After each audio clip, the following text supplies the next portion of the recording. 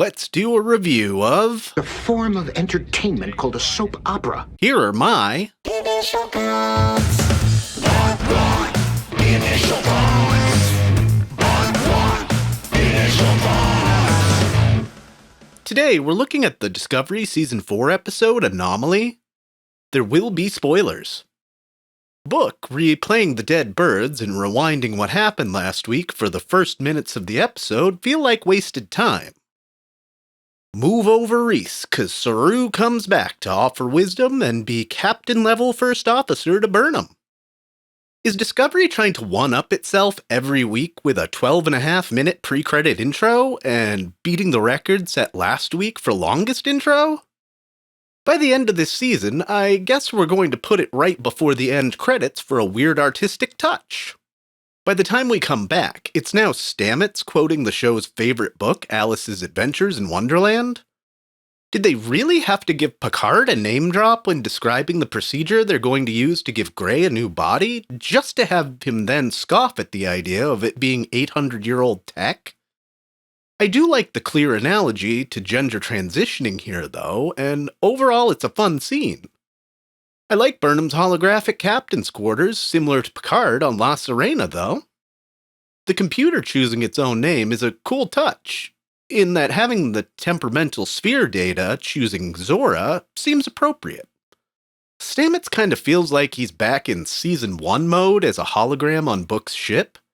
Him trying like a clown to support Book, and Book being absolutely out of his mind really don't work.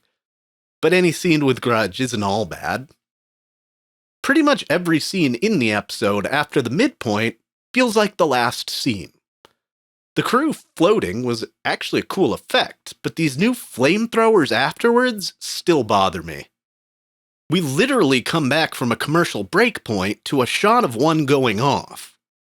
Starfleet ships just got a lot more dangerous. Book seems eager in his compromised state to prove that he's as committed to a job as Michael. I really like Culper as the new de facto ship's counselor. It really seems to be a good role for his character. I like the idea that Grudge doesn't like holograms because she can't smell them. I don't like that Book puts Grudge in some real danger towards the end because he's kind of lost right now after the loss of his home planet last episode.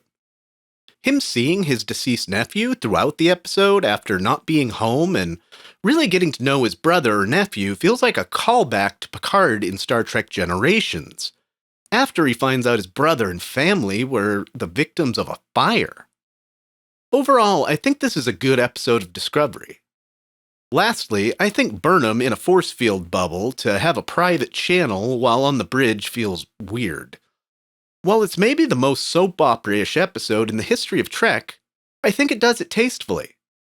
That being said, this is the one episode this season they get to do like this, for me anyway.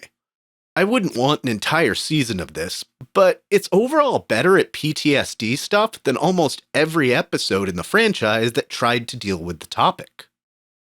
Join me again next week for the third episode of the season of Discovery. I've been your host, Dustin Wing.